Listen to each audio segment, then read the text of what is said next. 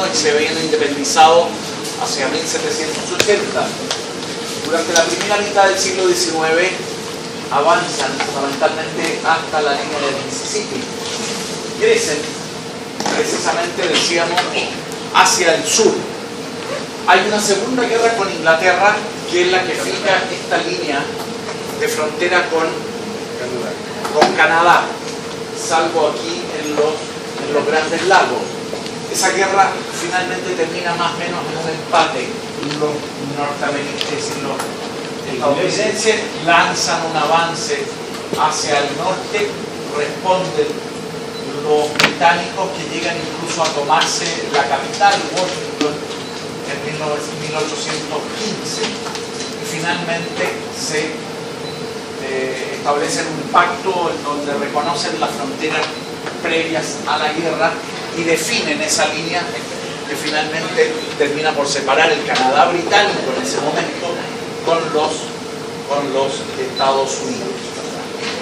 Hacia 1820-23, el presidente Monroe favorecía, ¿se acuerdan?, la política de América para los americanos, fruto de una nueva realidad en Sudamérica y Latinoamérica, que era la independencia respecto de España. El vacío de poder que deja España afila los dientes, podríamos decir, de los norteamericanos y favorecen esa política exterior que, ojo, va a terminar siendo también base de una constante de los Estados Unidos, sobre todo hasta el siglo XX. El no inmiscuirse en los asuntos europeos. Yo diría que hasta la Primera Guerra Mundial los Estados Unidos son reticentes a inmiscuirse en los asuntos europeos, lo que lleva a una política más bien de aislacionismo. ¿Y por qué una política de aislacionismo? ¿Qué creen ustedes que podría favorecer a los Estados Unidos una política de aislacionismo en el siglo XIX?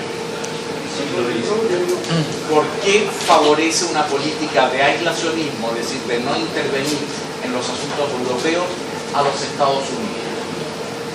¿Que no quería que intervinieran en los asuntos de ellos? De acuerdo.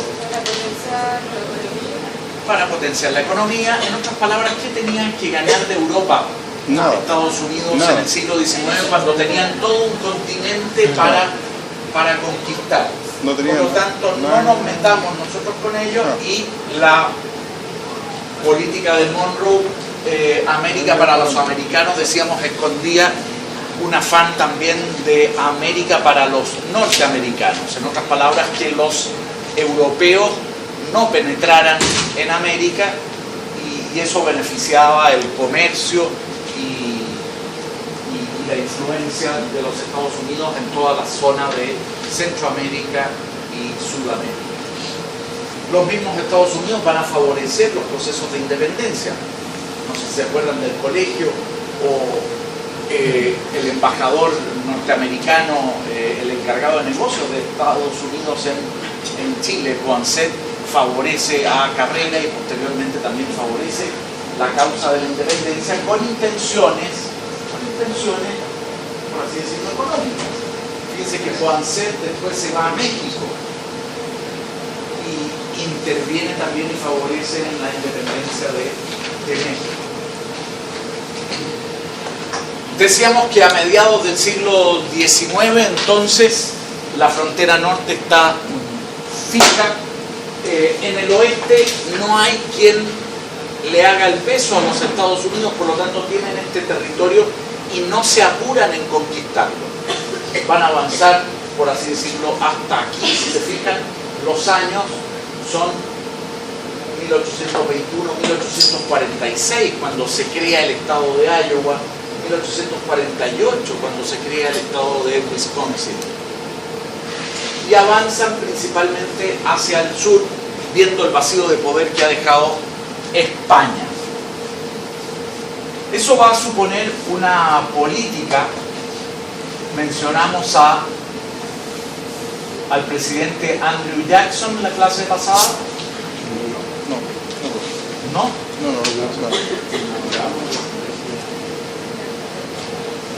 ¿No? No. La La expedición de Lewis y Clark, ¿sí? Sí, sí, un poco. Ahí quedábamos. Sí.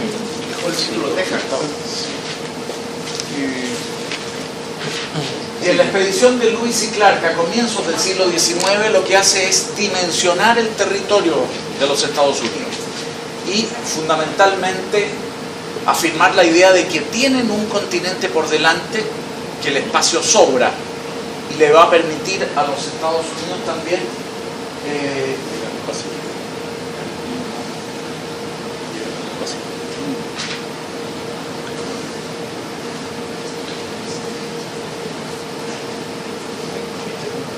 la expedición es a comienzos del siglo XIX y estos territorios no van a ser ocupados sino hasta fines del siglo XIX. Fíjense que los territorios españoles los hereda México en este caso.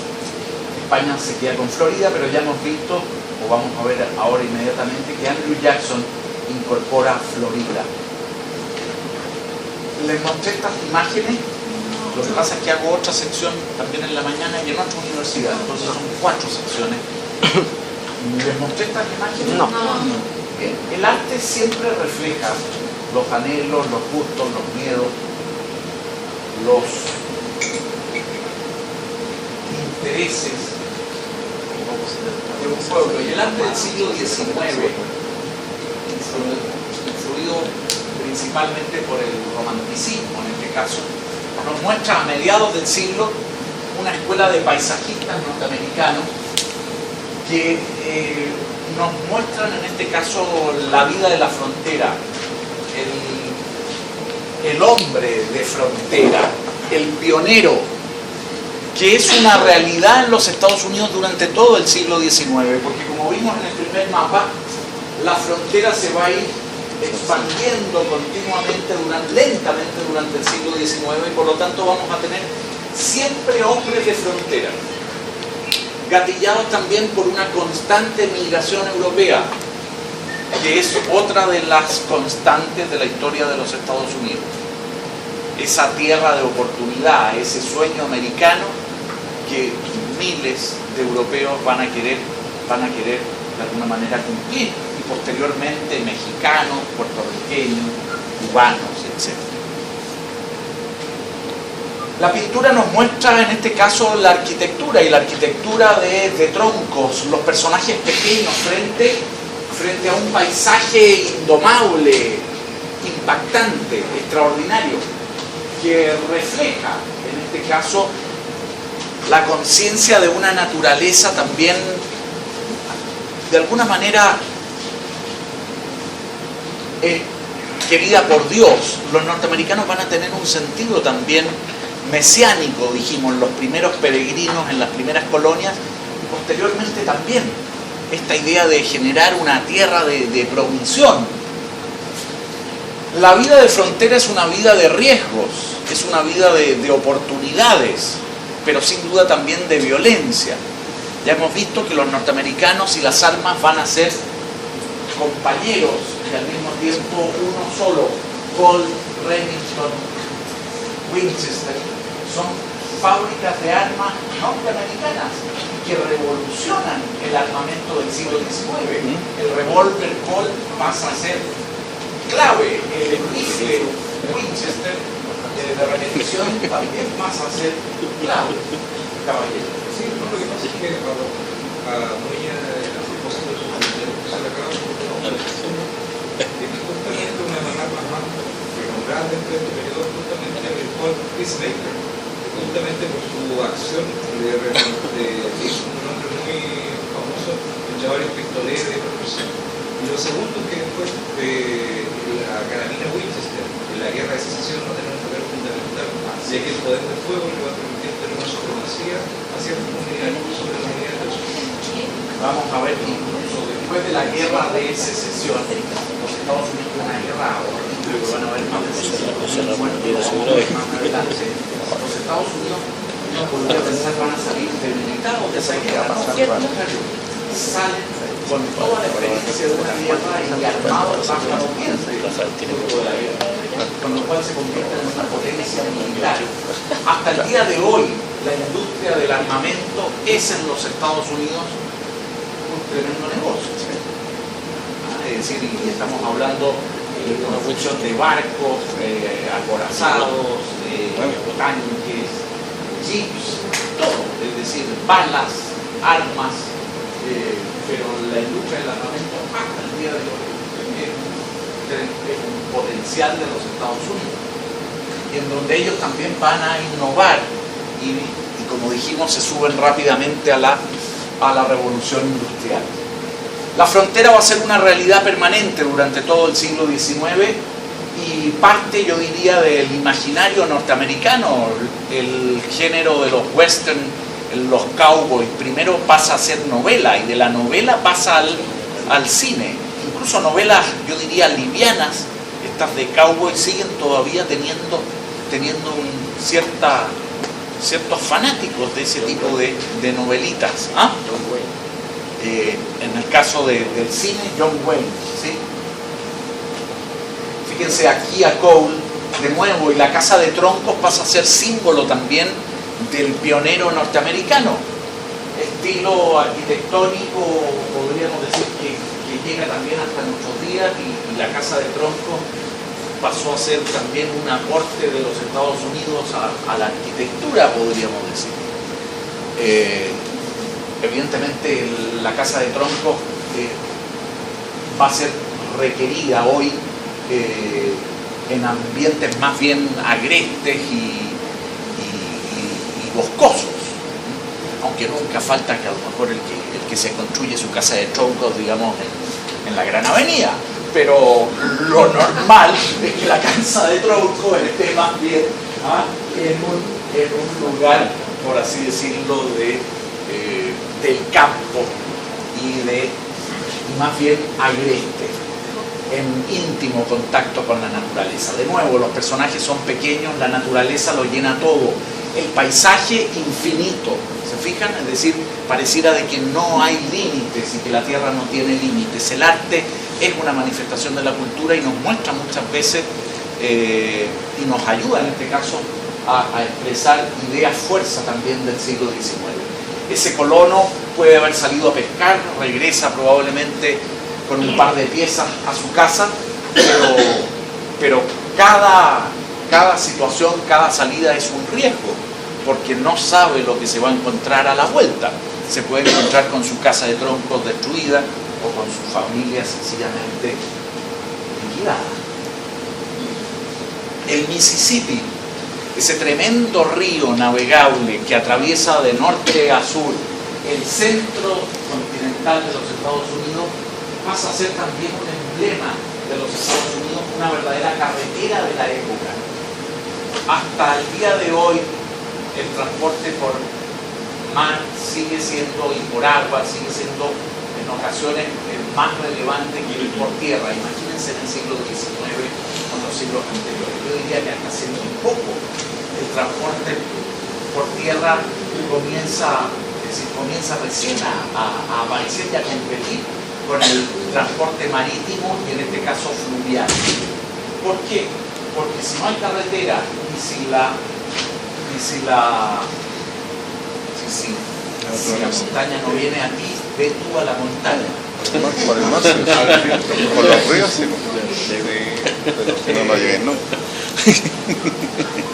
Y el Mississippi va a ser un río navegable, surgen también los vapores, esas tortas de novia bajitas con las norias atrás que navegan sobre el Mississippi, que transportan materias primas y al mismo tiempo los mismos productos del delta del Mississippi y de las riberas del Mississippi que son particularmente buenas tierras.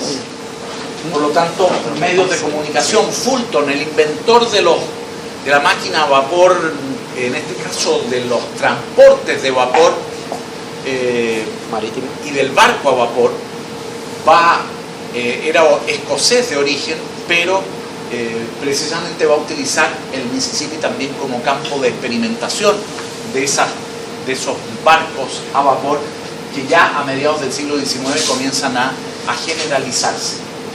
Ustedes comprenderán que el vapor como transporte supone ya saber cuándo salen, saber más o menos cuándo llegan, tener toda una red, por lo tanto, de suministro, de abastecimiento, de recoger, mucho más precisa que los barcos a vela previamente, que no se sabía cuándo salían, a qué hora llegaban y si efectivamente venían. La pintura también nos deja esta manifestación. George Caleb Bingham, el mismo que pintaba esos comerciantes del Mississippi, nos muestra esta elección del condado, en donde la práctica de la democracia comenzó en los Estados Unidos. La práctica de la democracia comenzó en los Estados Unidos. Así como la pintura nos muestra un día de elección, de county election, county en condado, un día de elección en el condado, y las elecciones en el condado muchas veces son más importantes que las del gobernador. Las del gobernador son más importantes en ocasiones que las del presidente de los Estados Unidos. ¿Por qué? Porque hay un régimen federal que permite el autogobierno y por lo tanto la autonomía que tienen estos pueblos y estos estados les permite evidentemente tener bastante poder. La pintura nos refleja una realidad: las mujeres no aparecen, los indígenas tampoco aparecen.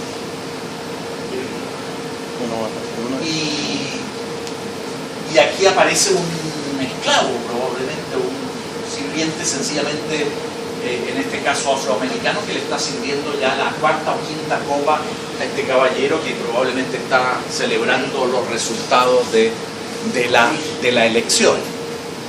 Este otro más de aquí ya viene de vuelta.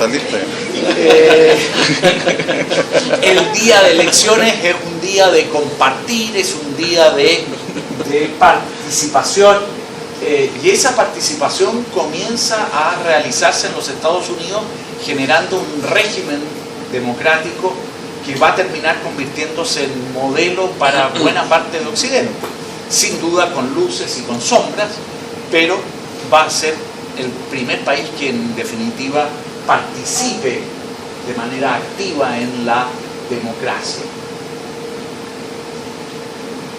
Aquí está el incendio de la ciudad de Washington, precisamente fruto de la Segunda Guerra con Inglaterra. Y lo que les mostraba de la doctrina Monroe. La caricatura nos deja ver, en este caso, la intención del tío Sam de controlar el jardín de atrás, mientras pretende dejar a las potencias europeas en Europa. El América para los americanos esconde sin duda un América para los norteamericanos, y el efecto de la doctrina Monroe lo vamos a ver inmediatamente en la guerra contra México, lo vamos a ver en un mercenario norteamericano como William Walker, que va a llegar a ser presidente de Nicaragua a mediados del siglo XIX, fruto de una milicia mercenaria. Y por lo tanto la influencia real, concreta de los Estados Unidos, que luego se va a terminar expresando en 1898, favoreciendo la independencia de Cuba, no solo para desconectarla con España, que era la última posesión de España, sino para tener una presencia concreta también en el Caribe. Y Cuba va a terminar convirtiéndose en el casino, y si no en la casa de juerga de los Estados Unidos.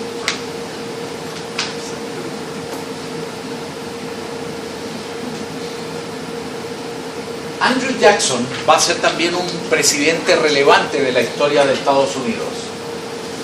¿Usted quiere hacer algún comentario? Andrew Jackson va a ser el primer presidente de los Estados Unidos que no proviene, por así decirlo, del noreste, del mundo de las finanzas de Boston, Nueva York o Pensilvania. Es un hombre en ese entonces del sur y de la frontera, si bien ha nacido en vamos a ver en Tennessee, es decir, en uno de los nuevos estados del sur. Representa, yo diría, todo el voluntarismo norteamericano. Un hombre que camina 2 pasos más allá de lo que puede, un hombre que no lo detiene nada, un hombre que se jacta también de más de alguna pelea a puños, y que va a representar también un estereotipo norteamericano más bien avasallador: aquí vengo yo, y que representa el anhelo también de muchos emigrantes que llegan desde Europa con el afán de evidentemente cumplir ese sueño americano. No le echemos toda la culpa a Jackson. Él representa también a esos emigrantes, a esos pioneros, a esos hombres de frontera que se la juegan con voluntarismo, pero muchas veces también a punta de balas y a punta de violencia o de abusos. Va a incorporar Florida tras perseguir a los indios seminolas, vencer a los españoles y forzar la venta de la península de Florida. En la Segunda Guerra con Inglaterra libera precisamente New Orleans con un grupo de milicianos. Más que un ejército realmente conformado, era más bien un grupo de milicianos, es decir, de hombres que iban a la guerra también por beneficio propio. Proyecta la imagen del defensor del americano común ante las finanzas y la política del noreste, de la antigua, es decir, de la Nueva Inglaterra, donde están las principales ciudades: Boston, Pensilvania, Nueva York o incluso Washington. Pero su temperamento refleja también tanto el emprendimiento como la soberbia, yo diría, del yanqui, del norteamericano. Esa soberbia la van a sufrir en particular las tribus indígenas, primero del centro-sur de los Estados Unidos, vamos a ver después del oeste. Ya hemos dicho que no hubo mestizaje en los Estados Unidos y eso fue una característica. Hace 2 días salió en el Mercurio, no sé si alguien lo leyó, un estudio étnico de la población chilena, que más o menos confirmaba lo que yo les había dicho, creo, en una de las primeras clases. Somos un pueblo mestizo y el 99% de los chilenos tiene algo de sangre indígena. La proporción es inversa a los Estados Unidos, en donde el 2% solo tiene algo de sangre indígena y el 98% nada. Y que ese mestizaje en Chile será prácticamente 50 y 50, dependiendo un poco la provincia, la zona, etc. Pero que en definitiva somos un país netamente mestizo. No sé si vieron el reportaje, es interesante porque hay estudios, es científico, con estudios de ADN, precisamente de una muestra variable de chilenos en todas partes. El mestizaje favorece sin duda la incorporación y en este caso disminuye los grados de discriminación. Eso no quiere decir de que no existiera. Vamos a ver que al avanzar el siglo XIX, yo diría que teorías racistas se difunden desde Europa también en los Estados Unidos e incluso llegan a Chile. Hay un libro en Chile en 1905 que se llama Raza Chilena, que esconde tremendo racismo fruto de la corriente en boga en Europa de la época. Bueno, ese racismo es más notorio en países en donde no existe el mestizaje, precisamente porque hay una discriminación mayor. Y esto lo van a sufrir en particular las tribus del centro-sur, primero de los Estados Unidos, y luego las del oeste. Las del norte ya las habían sufrido. Los Cherokee, que ocupaban territorios en Carolina del Norte y Georgia, finalmente van a ser reducidos en esos mismos estados en una pequeña reducción, con la mala suerte para los Cherokee que varias décadas después, en esa misma reducción, descubren oro. Solución: para los Estados Unidos de 1830 o de 1829, sí, digo bien, 1830, es, bueno, volvemos a corretear a los indígenas, los sacamos en este caso de su producción y los llevamos a ver a dónde, a Oklahoma, que está bastante lejos y todavía no, ni siquiera se incorpora. El tratado que habían firmado los propios norteamericanos recién lograda la independencia en 1791 con los Cherokee, en definitiva lo rompen unilateralmente y desalojan la reducción Cherokee para trasladarlos a la fuerza y conducidos por militares norteamericanos hasta Oklahoma. En el camino mueren alrededor de 4.000 Cherokees, fruto de la enfermedad, de los malos tratos, del frío y del abuso. Esa va a ser una realidad, una constante de la historia de los Estados Unidos y una de las páginas más tristes de la historia de los Estados Unidos. El episodio del Camino de las Lágrimas es uno, muy radical, pero van a haber otros también. No todos de ese calibre, pero parecidos. Paralelamente, colonos norteamericanos, y estamos hablando en este caso colonos europeos ya asentados en los Estados Unidos, van a comenzar a ocupar el territorio de Texas. Un territorio que había quedado con un cierto vacío de poder. España se había independizado, México se había independizado de España, y el territorio de México era enorme.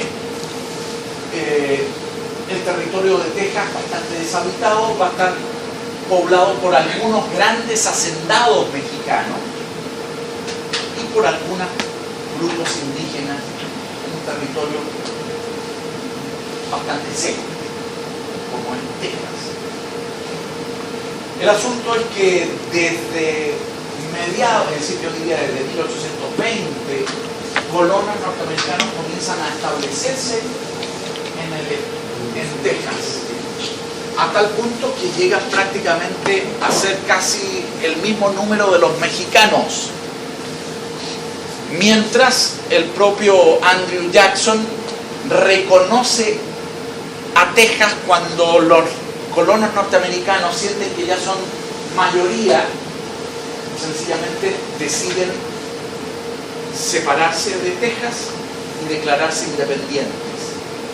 Los Estados Unidos reconocen a Texas como estado independiente pensando en que después se pueden venir a la Unión y que en definitiva esa independencia la han favorecido colonos norteamericanos, en otras palabras, no estadounidenses, porque estrictamente los mexicanos también pertenecen a Norteamérica. ¿Entienden la figura o no? Sí. A lo mejor algunos de ustedes se acuerdan de una serie de cowboys antigua, muy antigua, se llamaba El Gran Chaparral. El Gran Chaparral mostraba esa realidad. John Cannon era un norteamericano que se había ido a Texas, mientras estaba, ¿se acuerdan? Manolito, y el papá de Manolito tenía una hacienda que era mexicano. Mientras también los comanches asediaban a los ganaderos. La convivencia entre mexicanos y norteamericanos no era precisamente, era casi tan hostil como la de ambos con los comanches. ¿Usted nomás se acuerda? ¿Alguien más o no? ¿Ah? John Cannon, no, esta es después de Bonanza. Nadie más quiere reconocer que veía. Nadie más quiere reconocer que veía El Gran Chaparral. Es que era en blanco y negro. Bien. Andrew Jackson, por lo tanto, es el que favorece esta política de expansionismo, sobre todo hacia el sur, y posteriormente la idea de, vamos a ver de alguna manera, de destino manifiesto. El concepto surge un poquito después, pero la idea la representa fielmente Andrew Jackson, este presidente de Estados Unidos voluntarioso, emprendedor, algo violento, que no se detiene por nada y que avanza caiga quien caiga. Y eso tiene evidentemente mérito, pero tiene también bastante crítica bajo los parámetros de hoy. La situación va a terminar en México con que en 1836 el presidente de México, en este caso el dictador de turno en México, el general Santa Anna, México estaba precisamente recién independizado y, como les he dicho en otras ocasiones, olía a pólvora, bandas, rencillas, luchas civiles, y ese desorden lo aprovechan evidentemente los norteamericanos. Pero en un determinado momento, viendo que viendo que Texas pretendía separarse, Santa Anna lleva su ejército a Texas, pretendiendo reincorporar Texas a la soberanía mexicana.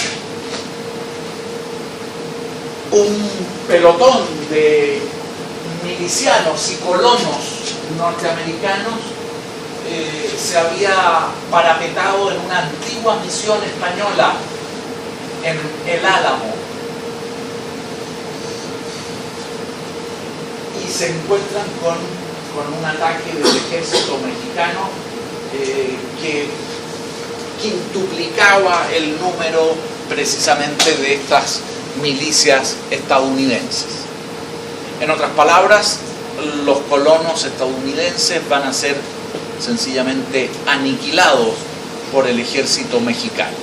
Uno diría, bueno, entonces Texas queda con México.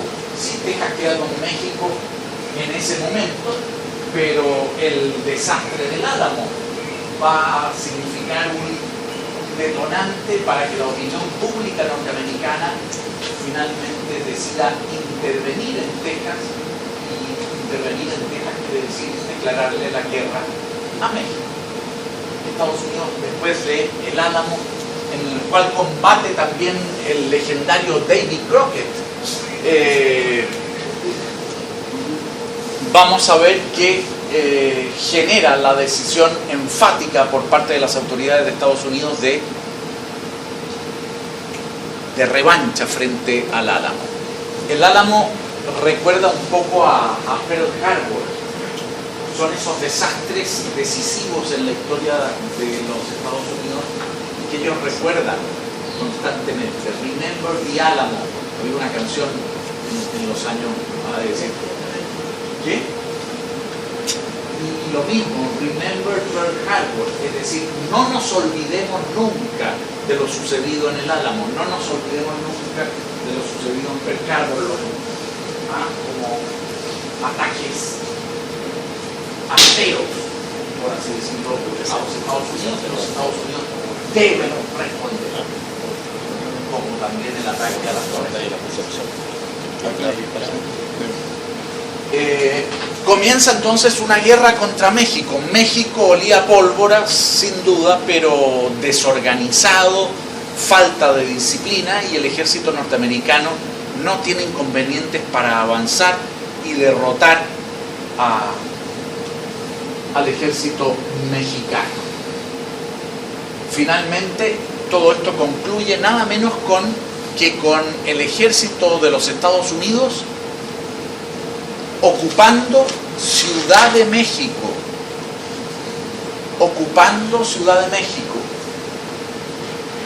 lo que va a permitir a los Estados Unidos imponer un tratado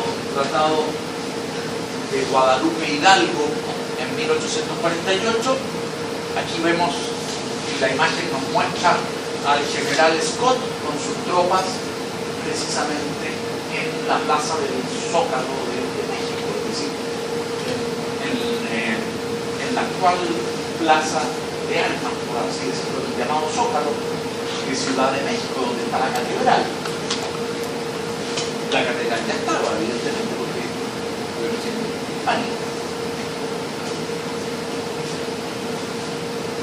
el tratado que supone que México finalmente entrega a los Estados Unidos Texas,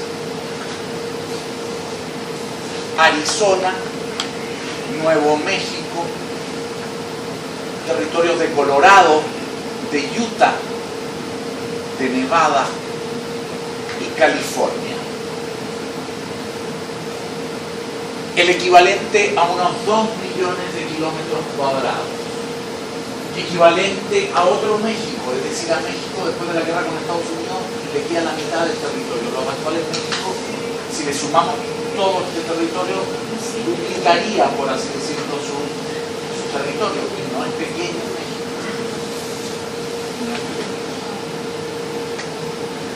Más aún, los Estados Unidos ya han ocupado Texas, porque ya hay colonos establecidos, pero incluso parte importante de este territorio no lo va a ocupar sino hasta mucho después.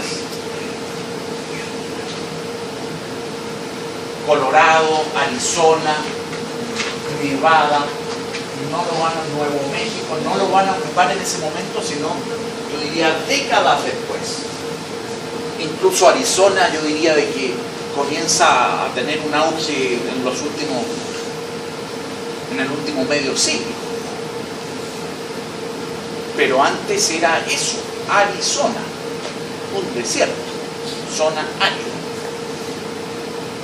California, sin embargo, tiene una realidad distinta. ¿Por qué? California había sido ocupada muy antiguamente por misioneros españoles, y de ahí el nombre precisamente de las principales pueblos, ciudades de California: San Diego, San Francisco, Los Ángeles, Sacramento, Santa Cruz, Malibú. No, Malibú no tiene nada que ver, es una playa nomás. Está también en Santa Mónica. En definitiva, todos nombres religiosos de misioneros franciscanos principalmente, que colonizan originalmente ese territorio a través de misiones. Misiones era una iglesia, y junto a la iglesia se va estableciendo un pueblo de indígenas y fundamentalmente luego el mestizaje. Eso va a dar origen a California, un estado con un clima notable, pero bastante carente de agua. En la medida en que uno sigue o sube a California, yo no lo conozco, va subiendo y tiene altas montañas, incluso con nieve. Los árboles gigantes, esos, las secuoyas, precisamente están en las montañas de California.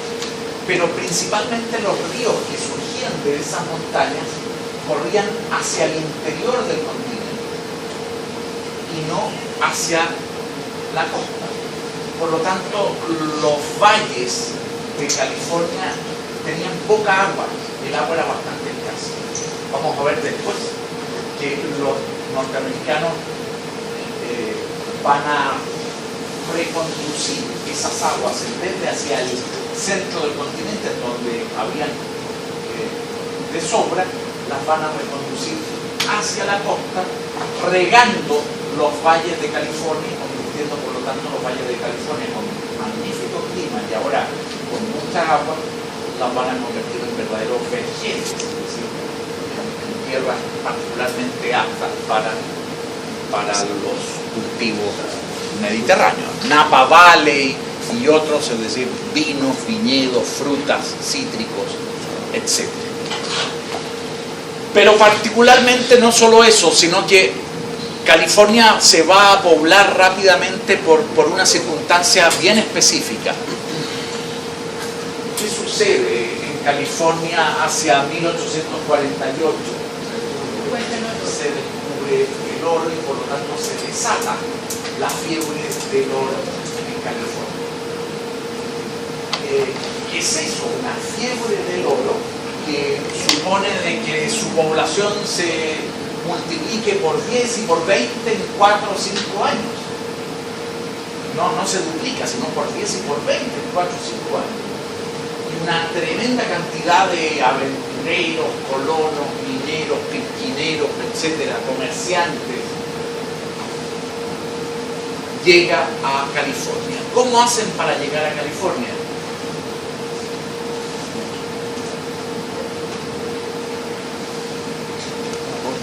¿Qué se les ocurre? Mississippi. Supongamos que ustedes están en el No, lado este de los Estados Unidos, en Indiana, a lo mejor han llegado a Ohio, a lo mejor están en el mismo Washington o están en Georgia. ¿Cómo hacen para llegar a Nueva York? Son emigrantes que acaban de llegar a Nueva York. ¿Cómo?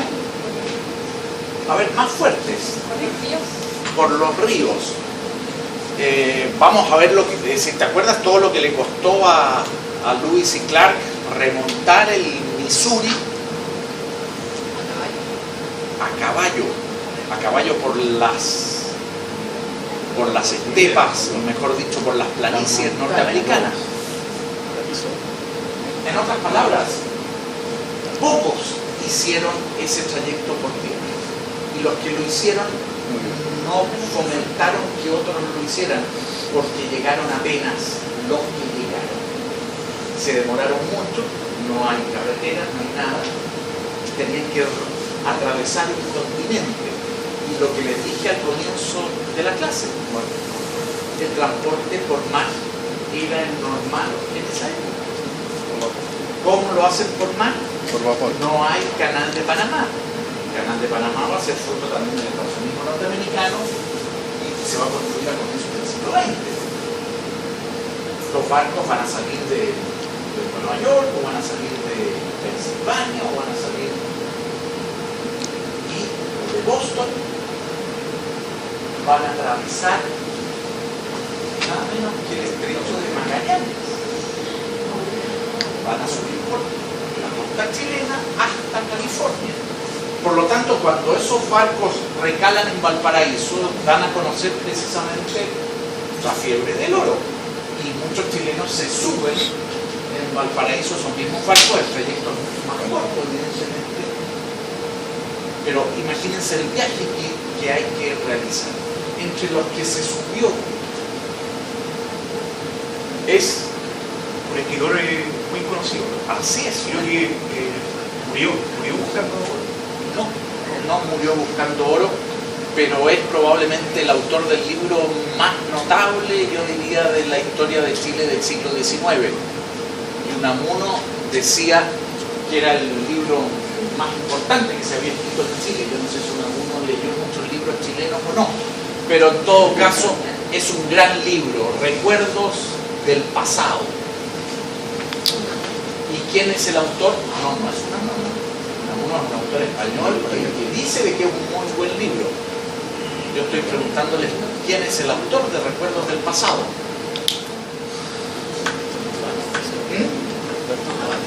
¿Quién? No. No, ese es Urbano Chile.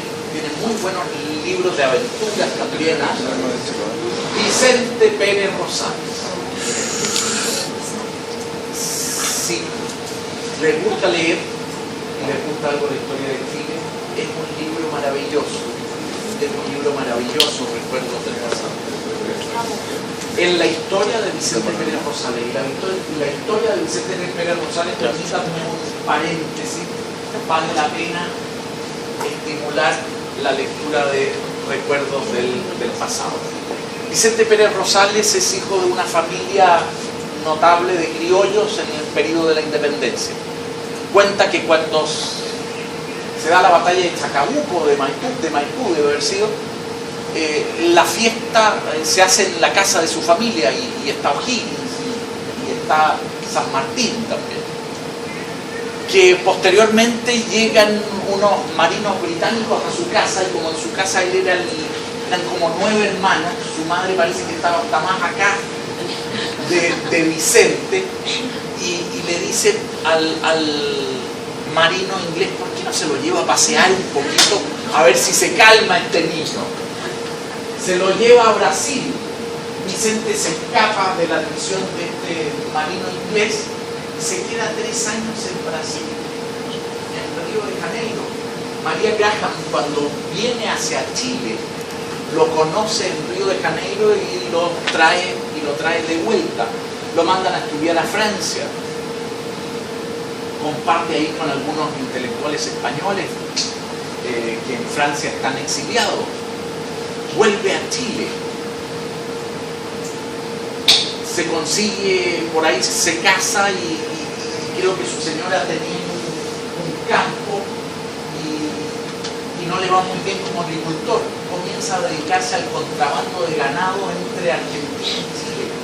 Conoce los pasos cordilleranos como nadie y cuenta las aventuras, que ya estamos en la primera mitad del siglo XIX, las aventuras con indígenas, con caudillos de la cordillera, con jefes de bandas,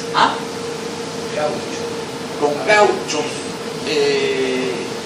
por lo tanto un tremendo aventurero. En una de esas pasa un barco hacia California, se sube con un primo y 9 amigos más y se van a California y cuenta el desembarco en San Francisco y llega a la bahía de San Francisco y dice que habían tremendas tortugas en la bahía de San Francisco que después deben de haber desaparecido, que cuando llega a San Francisco en realidad era un pueblucho con algunas casas. Sin embargo, las autoridades de San Francisco a los tipos que bajaban muy bien les ofrecen un sitio por prácticamente nada si se establecían ahí, etcétera, porque les interesaba establecerse. No, dice Vicente, yo me voy a las montañas. Vuelve con una mano por delante y otra por detrás después de 4 o 5 meses en las montañas y se encuentra con que San Francisco ya no son 10 casuchas y unos palos que marcan las calles, sino que son 300 o 400 viviendas, una verdadera ciudad. La idea esa de que los Estados Unidos pueden hacer una ciudad en unas cuantas semanas o levantar una ciudad en unas cuantas semanas, de alguna manera Vicente Pérez Rosales lo ve con sus propios ojos. Cuando vuelve se mete en política, le va bastante bien, parece que ya comienza a sentar cabeza. En algún momento también tuvo una destilería de alcohol y le compra una etiqueta a su alcohol, se quiso hacer coñac y era una mezcla entre champán y coñac que debe haber sido muy mala y que termina quebrando. Ojo, la vida no termina de Vicente Pérez Rosales.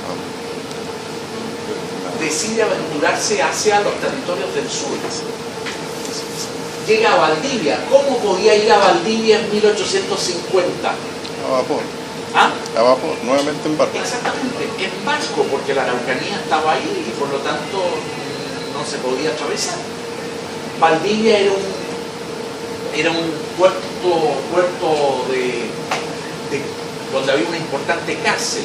Desde allí recibe noticias de un gran lago más al sur, que era el de Yanquihue. Decide ir a explorarlo.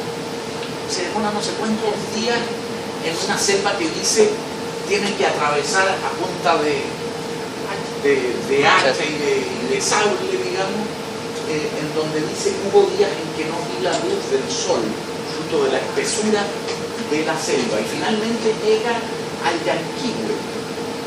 Decide dimensionarlo, recorrerlo por la orilla.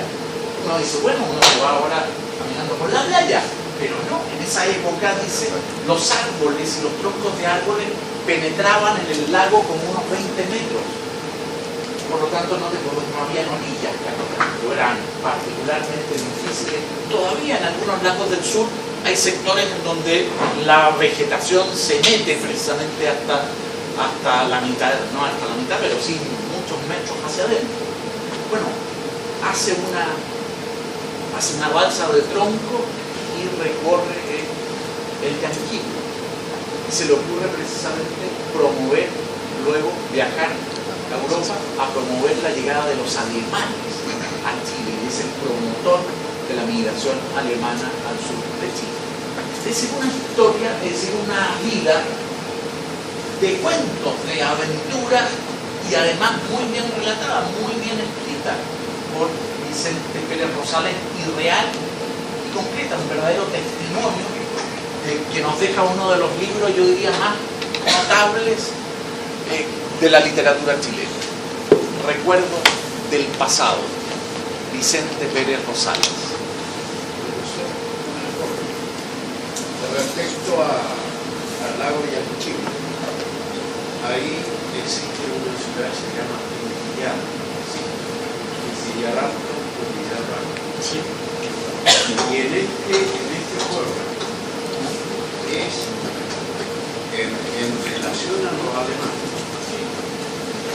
se realiza el concurso o concierto mundial De algo del lago. Exactamente, valga la redundancia. Ahí se celebra mundialmente los conciertos, tanto vocales como de... Así es, ¿no? Tiene una vida cultural notable, fruto de la propia colonia alemana y de la prosperidad de todo el sector. Porque finalmente ellos le van a dar vida a ciudades como que se van a fundar en ese momento, Puerto Montt, Puerto Varas, Puerto Octay, en donde las colonias alemanas van a ser particularmente señeras, no solo en Concepción o Valdivia, sino también en toda esa región. A ver, como anécdota, en un determinado momento uno ahora puede ir de Puerto Varas a Puerto Montt en autopista, son 18 kilómetros, te demora 20 minutos. El Parque Nacional se llama Vicente Pérez Rosales. El Parque Nacional se llama Vicente Pérez Rosales, y lo que quiero decir, a ver, en poco después, un grupo de 18 o no sé cuántos colonos decide trasladarse de Puerto Montt a Puerto Varas. Ya estaban establecidos, pero no había camino y se perdieron. Ojo, y no llegaron nunca, y nunca más se supo. Estoy hablando de 20 años probablemente después del viaje de Vicente Pérez Rosales a la zona. Es decir, no sé si alguno de ustedes ha caminado por un bosque nativo en el sur. Es decir, caminas 200 metros y pierdes la noción de dónde está el norte, de dónde está el sur, de dónde viniste, la temperatura es distinta, la luz es distinta. Es decir, y estos tipos se perdieron, al parecer, dicen que en unos humedales o tierras movedizas sencillamente se hundieron, o les tocó una tormenta de la cual no salieron nunca más, porque ahí de repente se pone a llover y te llueve 3 semanas seguidas.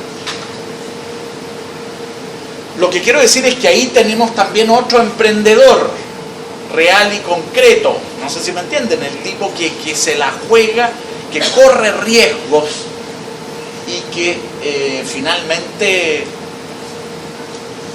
deja huella, porque evidentemente fracasó con su empresa de coñac o de no sé qué y con su empresa agrícola, pero Vicente Pérez Rosales va a dejar una huella en la migración alemana, en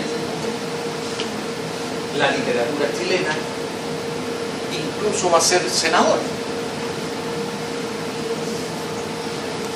Bien, podemos decir de que hay unos 3 modelos ya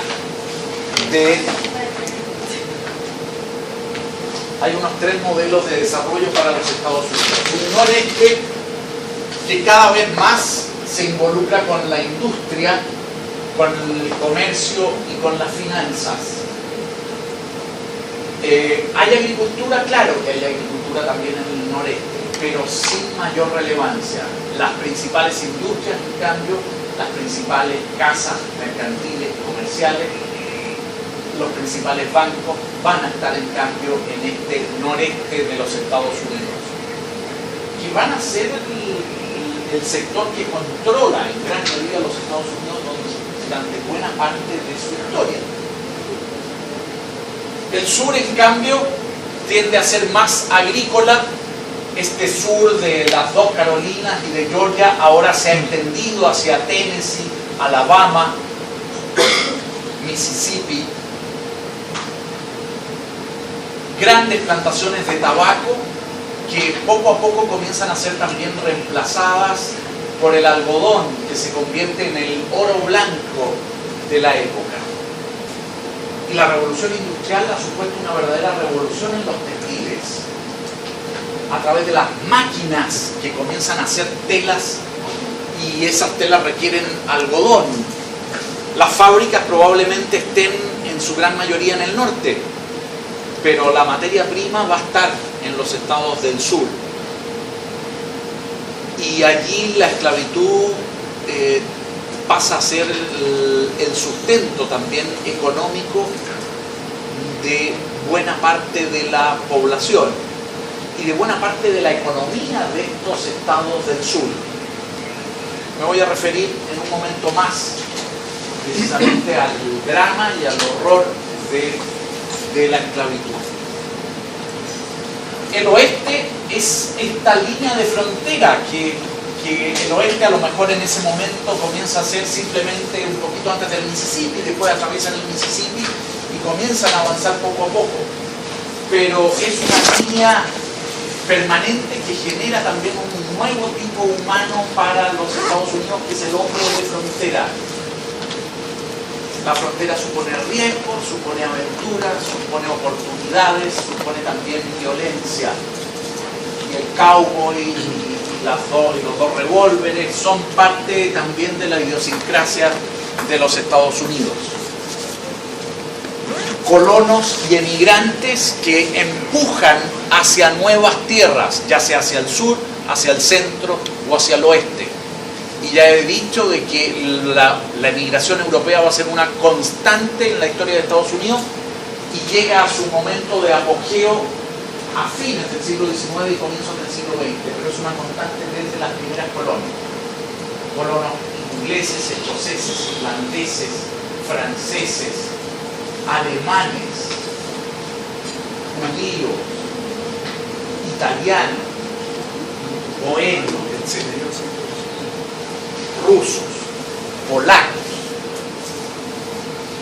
van empujando precisamente hacia el oeste y constantemente llegan nuevas oleadas de emigrantes. Fíjense que en 1860 al pintor Leutze se le encarga por parte del Congreso de Estados Unidos esta especie de mural. Y el mural lleva por título "La estrella del imperio se abre camino hacia el oeste". Durante la guerra con México, un periodista había escrito en favor de los Estados Unidos en uno de los tantos diarios norteamericanos y había puesto de moda un concepto, el concepto de destino manifiesto. La idea de destino manifiesto. Esta idea que va tomando fuerza en la medida en que los Estados Unidos crecen, prosperan, se expanden y avanza el siglo XIX. Esta idea que en el fondo tendrían ellos como una idea mesiánica de llevar la civilización hacia otras tierras. Ya hemos visto que la ciudad de Washington no es una ciudad cualquiera, que tiene también un sello de capital de imperio. Y aquí lo están demostrando. La estrella del imperio se abre camino hacia el oeste. Celebra entonces la idea de destino manifiesto y la idea de que de que el territorio es infinito, de que hay un continente por conquistar y que estos colonos deben dirigirse hacia la conquista del oeste. 1860, ante la amenaza de una guerra civil, los problemas entre el norte y el sur de los Estados Unidos van a ir creciendo poco a poco. Aquí tenemos otra representación.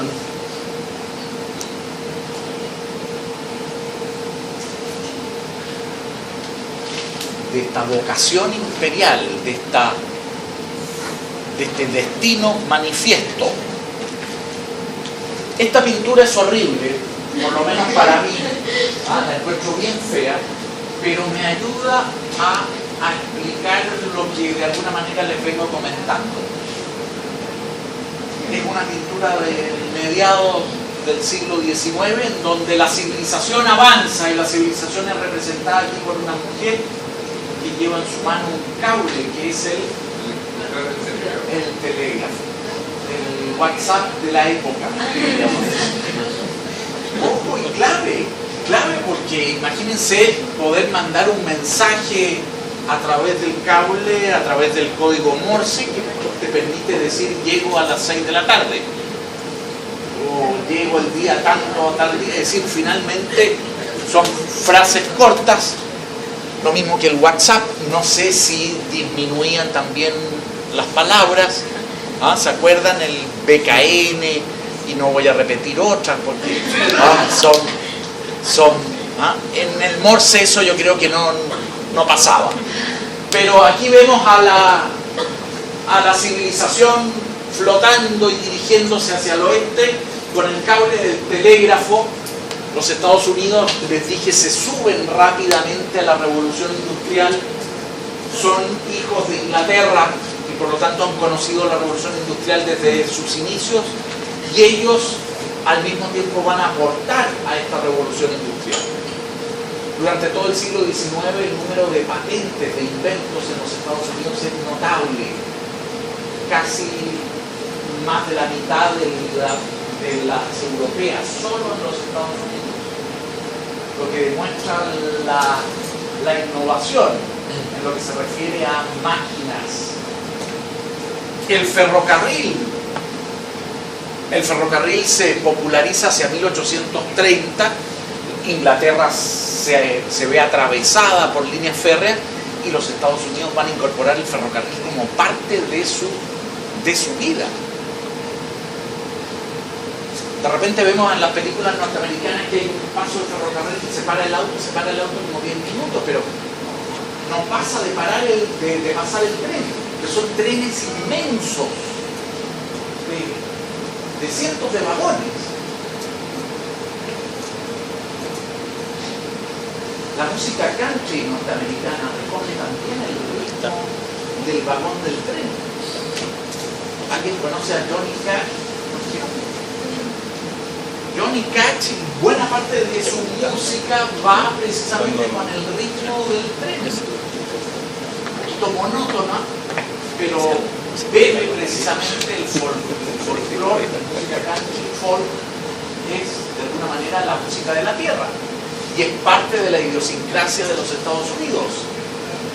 Aquí vemos el Mississippi que ha quedado atrás, que los trenes avanzan prácticamente pisándole los talones a los primeros pioneros que van en carretas, o granjeros y mineros que van acá.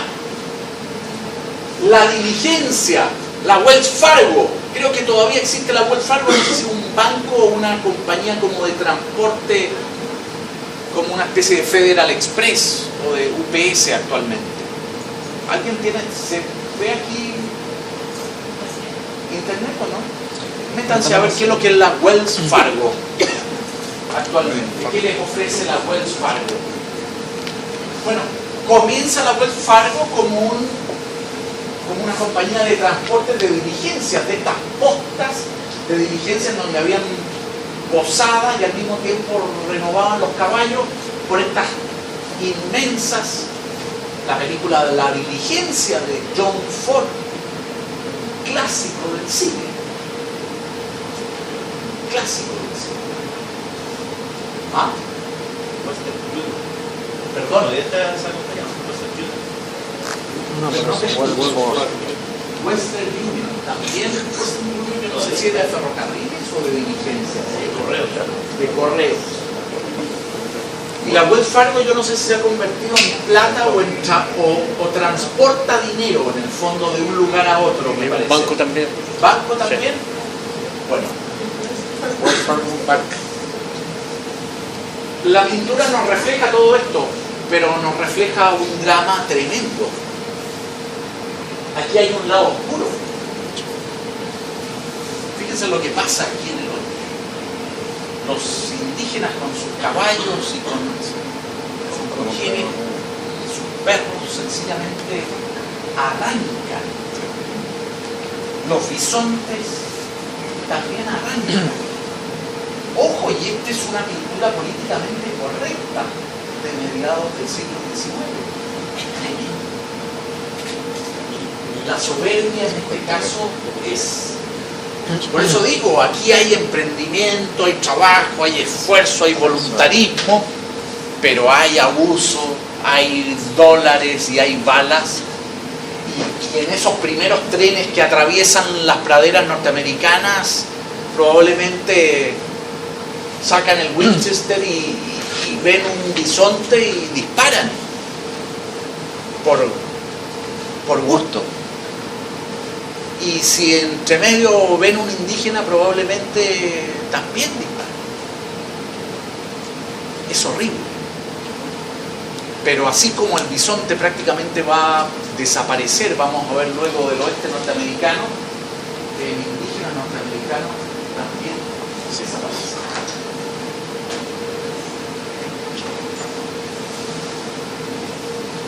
Si los indígenas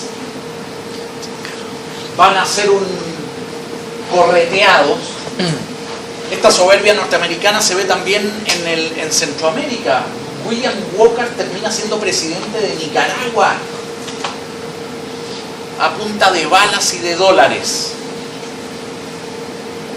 Y el fenómeno más brutal y que comienza a dividir a los Estados Unidos es este. Este es el mapa de los Estados Unidos de 1860. Esto eran los Estados Unidos de 1860. ¿Se acuerdan? Las 13 primeras colonias se expanden hasta el Mississippi. Han anexado Texas y California. Nuevo México, Arizona todavía están deshabitados. Los tienen a la guaite. Los estados del norte han favorecido una política poco a poco de abolición de la esclavitud, lenta.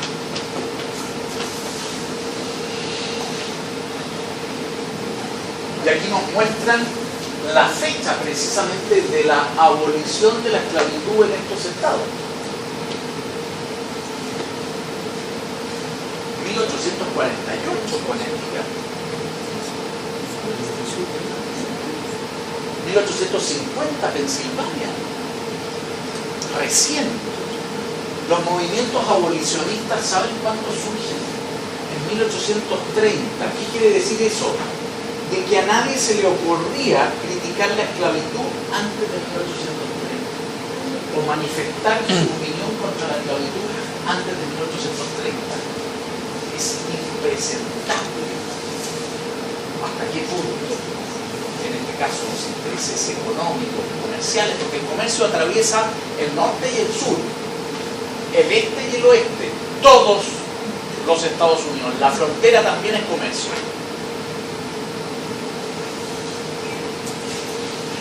Y por lo tanto, poco a poco estos estados del norte, fundamentalmente dijimos más industriales, de mayor poder financiero, con bastante más líneas férreas, comienzan a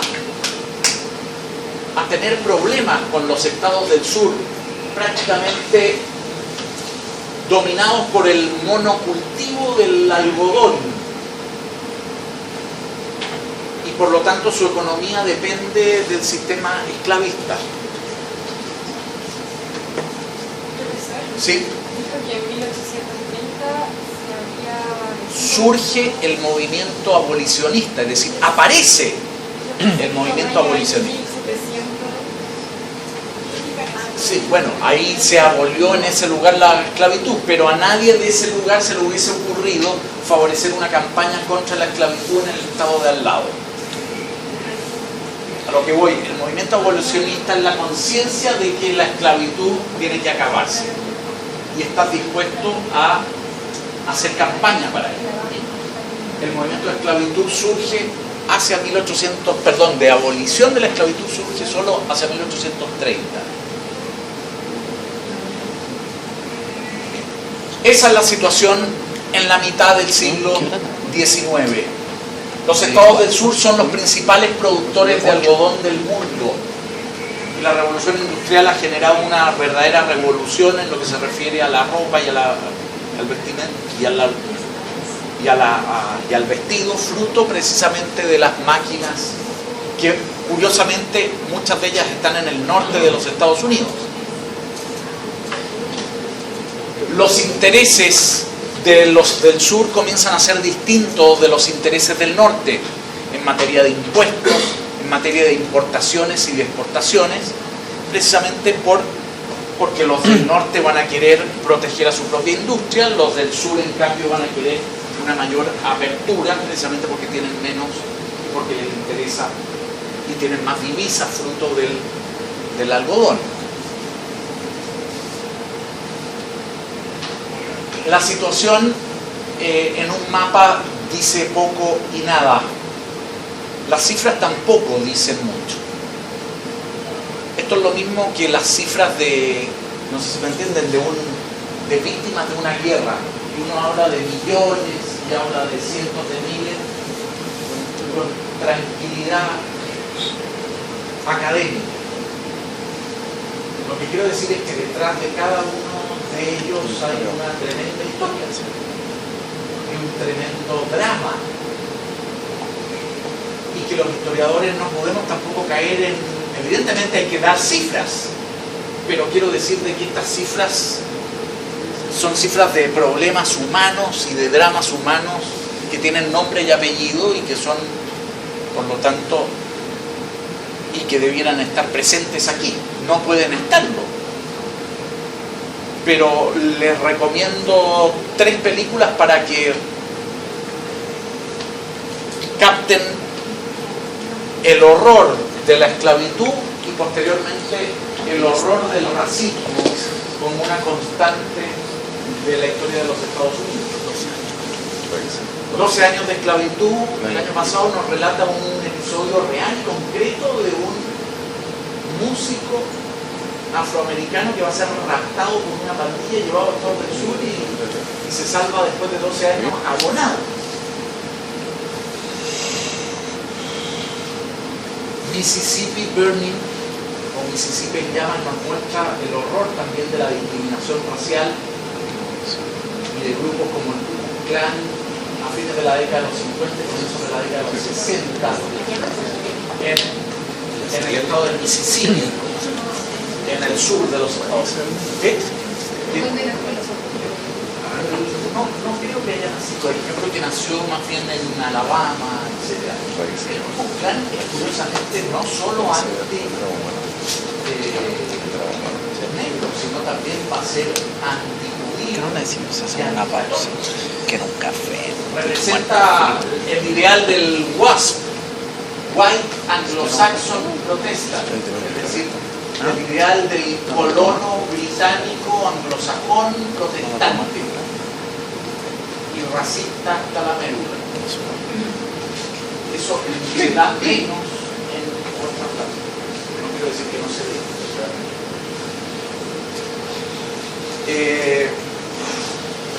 Población, para que las cifras hablan por sí solas de...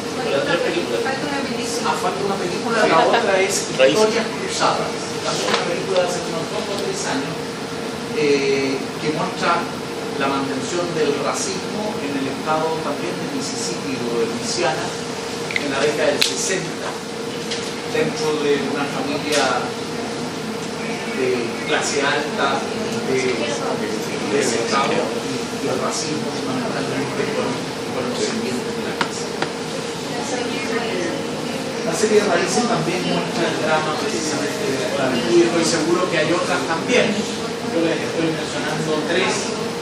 A ver, un mayordomo en la Casa Blanca. Siempre tengo que dar choquillo. Dígate usted.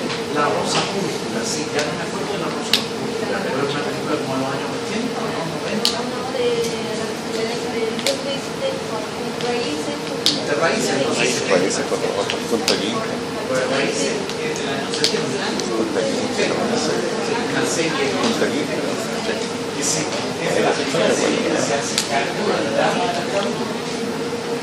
Cifras yo, y por eso me vine para acá atrás, para leerles las cifras y comentarse. Fíjense los estados con más alto porcentaje de población esclava. Son todos estados del sur, evidentemente. Pero fíjense el porcentaje de población esclava. El 57% de la población de Carolina del Sur son esclavos. En Mississippi el 55%. En Luisiana el 46%, en Alabama el 45%, en Florida el 43%, en Georgia el 43% y así. En otras palabras, estamos hablando de que más o menos entre el 40 y 50% de la población del sur de los Estados Unidos son negros esclavos que controlan a la otra mitad. ¿Qué pasaba si se escapaba un negro y se iba a otro estado del norte? Los estados del norte tenían la obligación de devolverlo a los estados del sur. Y fíjense el anuncio en 1847, en donde se pone recompensa sencillamente porque se han ido 5 esclavos negros, y los describe. Anuncio en el periódico de St. Louis, en Missouri, en 1847. En 1860, en los estados del sur había 8.100.000 blancos y 4 millones de esclavos negros. Aquí los vemos en una plantación de algodón. 384.000 blancos poseían esclavos, 10.800 poseían 50 o más esclavos, ¿sí? 1.733 más de 100 esclavos. Habían algunos negros libres que competían y que eran discriminados probablemente también brutalmente. La esclavitud supone una situación que hoy verdaderamente es difícil de imaginar, pero estamos hablando de seres humanos que no tienen derecho a nada, de que son tratados como animales, que se compran y se venden en una feria como en donde yo estoy seguro que probablemente una feria de caballos de carrera hoy es precisamente bastante más sensata que una feria de esclavos de aquella época, y en donde se los revisa como quien revisa ganado, en donde los lazos familiares no se pueden mantener, en donde los azotes son comunes, en donde los abusos sexuales más todavía, y en donde la familia no cuenta salvo que el dueño de los esclavos lo permita. Los hijos de esclavos son esclavos y pueden ser sencillamente separados de la madre a partir de los 7 años sin ningún inconveniente y vendidos y nunca más ven a nadie más. Es decir, son cosas que, repito, van a mantenerse en el país campeón de la libertad, en The Land of Freedom, hasta bien avanzado el siglo XIX. Y si alguien piensa de que después de una guerra civil y de la abolición de la esclavitud se acaban los problemas de la población afroamericana, se equivoca. En buena parte de los estados de Estados Unidos el racismo va a seguir latente, y en el sur hasta bien avanzado el siglo XX, hasta los años 1960. Rosa Parks, por ejemplo, es la primera afroamericana que logra que un tribunal en los Estados Unidos le reconozca, es decir, no la condene por no haberle dado el asiento a un hombre blanco. Habían hoteles, peluquerías, restaurantes solo y exclusivamente para blancos en buena parte de los estados del sur hasta muy avanzado el siglo XX.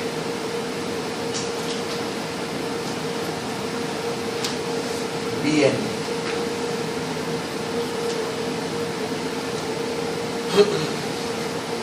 Respecto a la esclavitud, una obra literaria que sensibiliza sobre todo a la población joven de los estados del norte respecto al tema es la obra de Harry Beecher Stowe, La cabaña del tío Tom.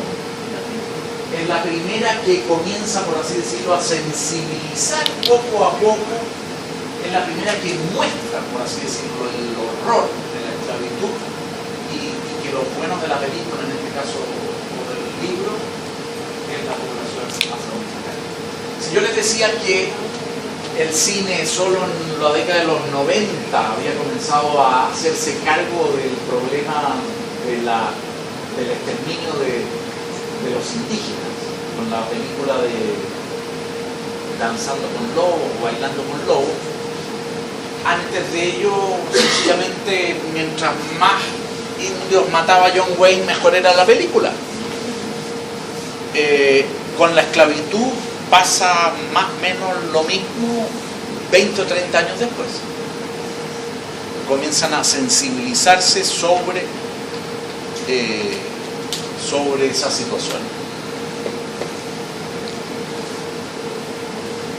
Estábamos señalando que esta tensión entre norte y sur se iba a manifestar a través del problema de la esclavitud. Pero hay que decir que las causas principales también de la guerra civil o de la guerra de secesión, una de ellas es la esclavitud, pero los intereses económicos que ella supone son, yo diría, más relevantes. El problema de la esclavitud comienza a ser tema a partir de los años 30 en el Parlamento y a dividir abiertamente a los estados del sur con los estados del norte. En otras palabras, a sentir ellos que tienen intereses comunes y ellos que tienen intereses comunes y contrarios unos a otros.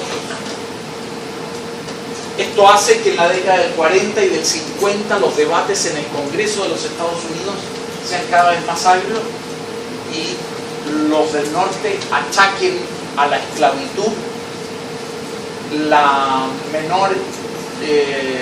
menor desarrollo económico de los estados del sur. Y los estados del sur van a decir, bueno, ¿y cómo andamos por Bosnia? ¿Cómo tratan ustedes a sus obreros en sus industrias?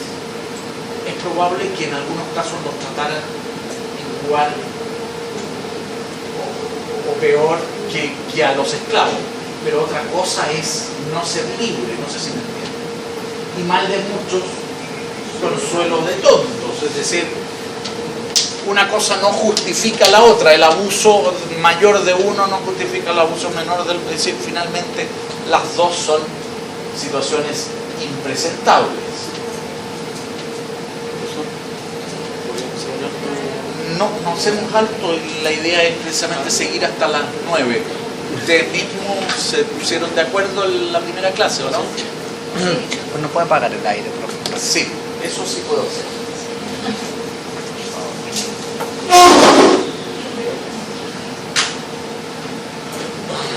¿Ahí?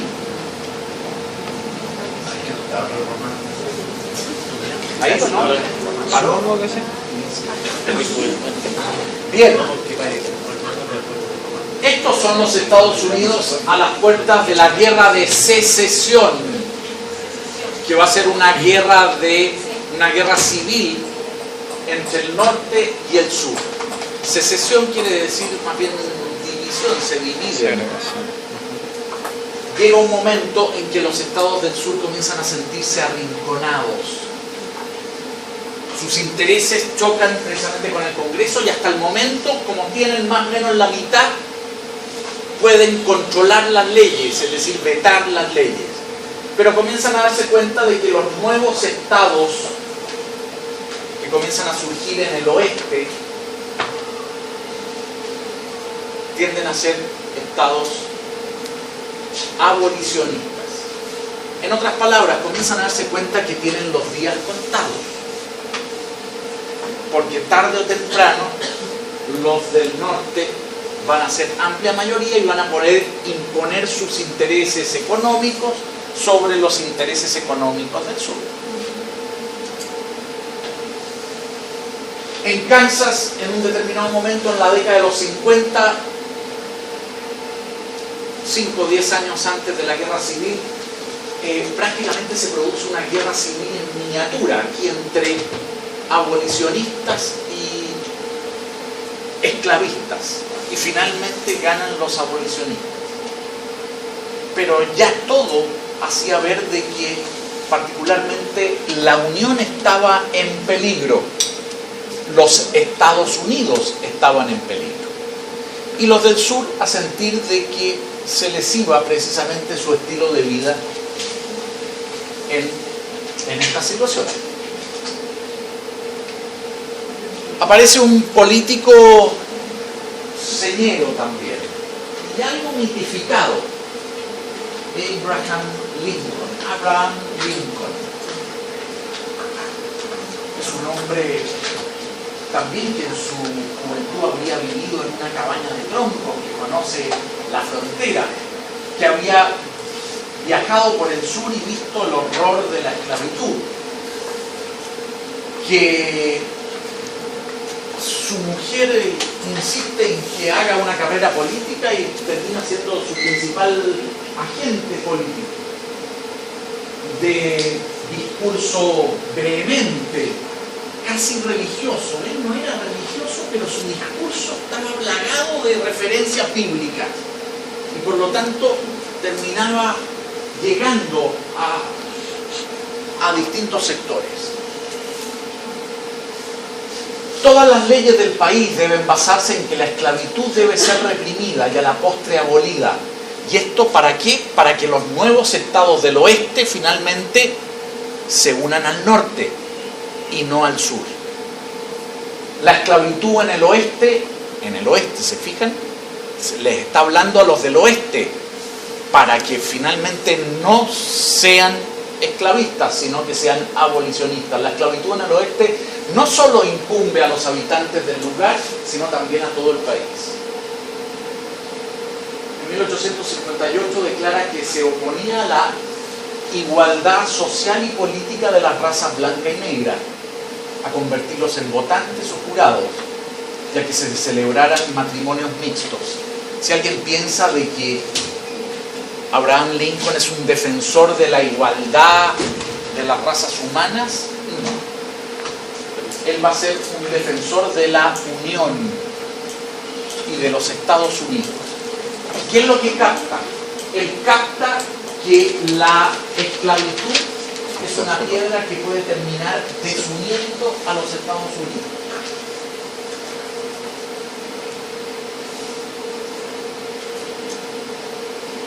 Y por eso se va a ir en contra de la esclavitud, pero no porque estime a la población afroamericana con los mismos derechos de la población blanca.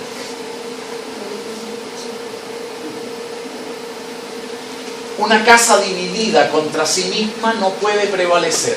Yo creo que este gobierno no podrá seguir siendo para siempre mitad esclavo y mitad libre.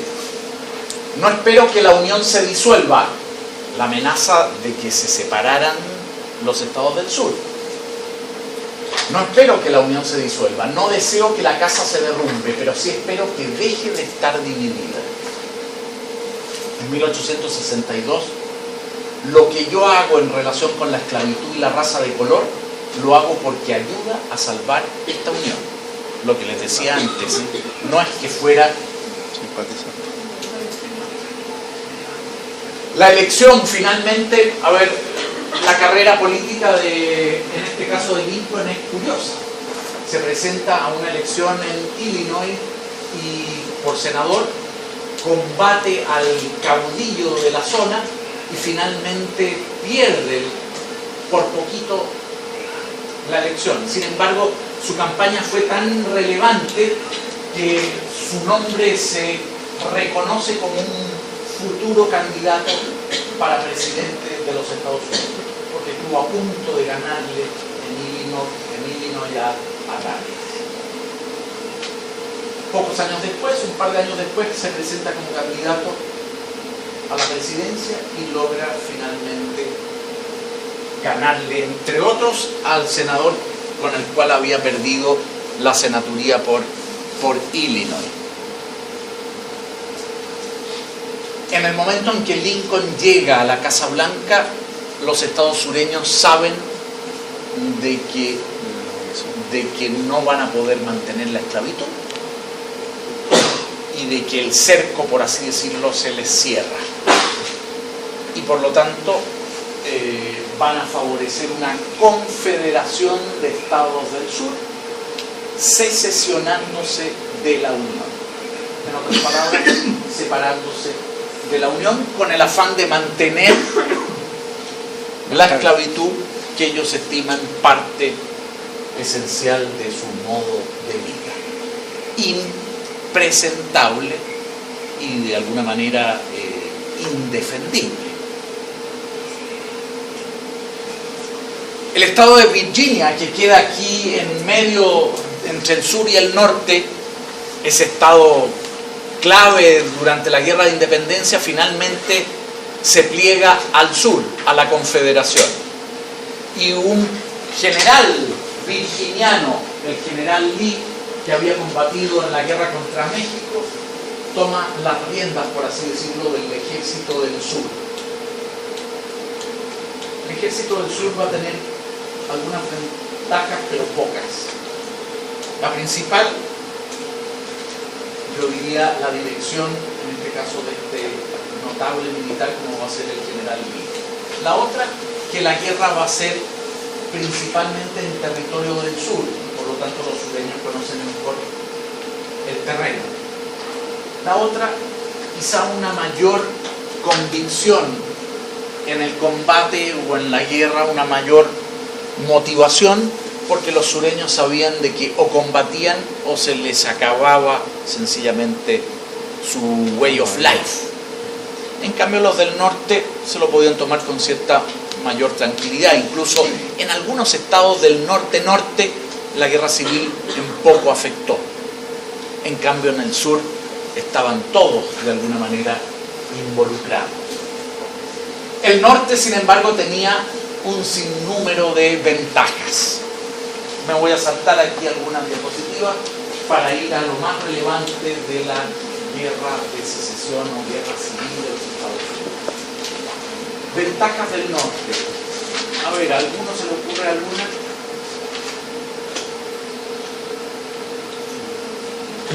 Infraestructura. ¿Ah? Infraestructura. Infraestructura, y más que infraestructura, Organización. A ver, organización, infraestructura, tecnología. Habíamos dicho, hay más líneas de tren. Quizá esta sea una de las primeras guerras en las cuales el tren se utiliza también como herramienta, precisamente porque habíamos dicho había comenzado a popularizarse en 1830, el siglo XIX, un siglo en donde no hay muchas guerras después de las guerras napoleónicas, salvo la guerra franco-prusiana, que es posterior, la guerra de Crimea, que está bastante... Entonces, pocas guerras. En cambio, en Estados Unidos, 1860, el tren ya está consolidado. En el norte de los Estados Unidos hay un buen número de líneas férreas. Ojo, líneas férreas manejadas principalmente por los estados y por capitales privados, que el propio Lincoln va a forzar a que se pongan al servicio de la causa del norte en estado de guerra, pero que va a permitir el traslado de tropas y de armamento. Armamento que tiene sus principales fábricas y depósitos en el norte, no en el sur, lo que también es una ventaja para el norte. Lincoln va a estar bastante involucrado en la guerra y por lo tanto va a saber cambiar también de opinión en algunos momentos en que cambia también de generales. Recursos económicos. Los principales bancos están en el norte. La Marina está en el norte y permite el control de los puertos del sur, con lo cual asfixia económicamente al sur, que simplemente espera algún apoyo europeo o resistir y resistir. La habilidad probablemente del general Lee, la convicción del ejército del sur permite que la guerra se alargue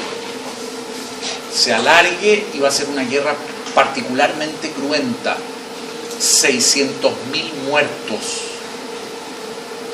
la guerra de mayor número de víctimas en Occidente en el siglo XIX.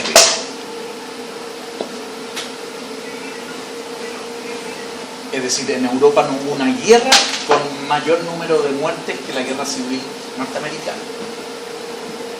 Fruto del desarrollo del armamento y yo diría de una cierta equiparidad de los bandos.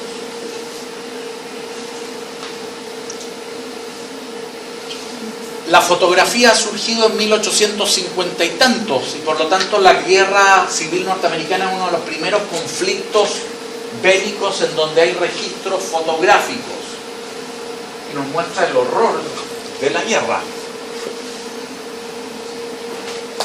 La Confederación con uniforme gris, la Unión con uniforme azul, son los llamados yanquis, y los otros son los sureños o confederados.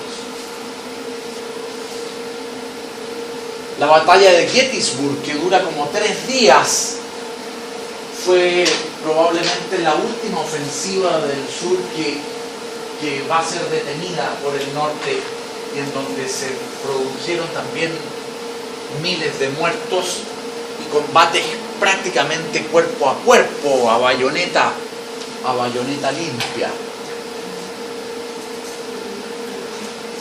Finalmente, el ejército del norte va a ser dirigido por Ulysses Grant, no en un comienzo, sino desde mediados de la guerra. Y él comienza a desnivelar, podríamos decir, la guerra en beneficio del norte. Lincoln, por otra parte, va a ser reelecto presidente en 1864, lo que permite una continuidad en el mando de la Unión y una consolidación del liderazgo de Lincoln, que a su vez va a favorecer también como contenido teórico, doctrinal, yo diría hasta moral, la causa del norte, aboliendo la esclavitud en los Estados Unidos. Y al abolir la esclavitud en los Estados Unidos, a través del Congreso, de un Congreso que está representado solo por los estados del norte, ahora porque estamos en plena guerra, y no va a ser fácil que se logre la abolición de la esclavitud, hace de que finalmente su causa adquiera también.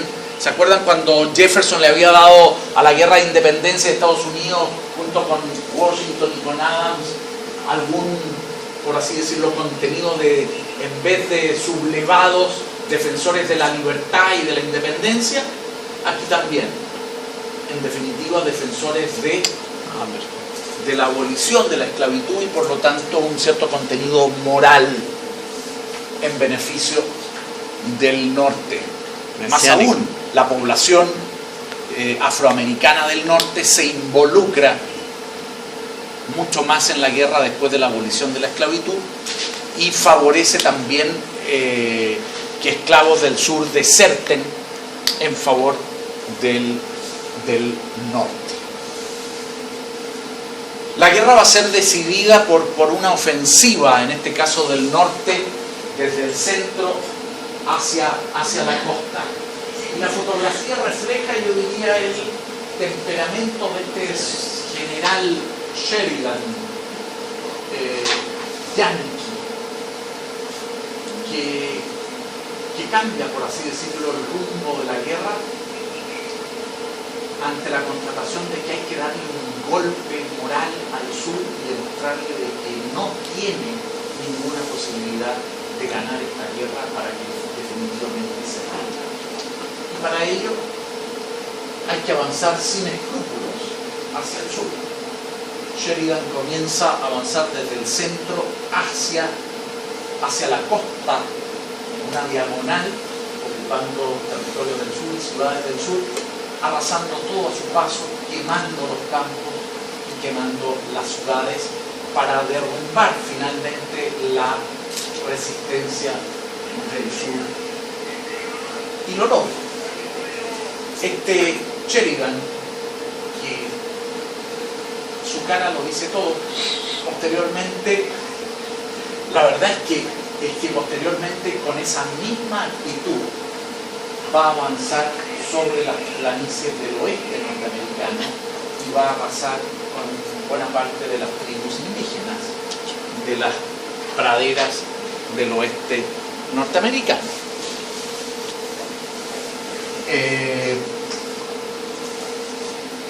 La ciudad de Atlanta, de Savannah, de Georgia, Charleston, van a finalmente ser también aniquiladas. El general Lee se rinde ante el avance de Sheridan y para evitar mayor número de muertes en el sur. En el camino han quedado 600.000 muertos, cientos de miles de mutilados.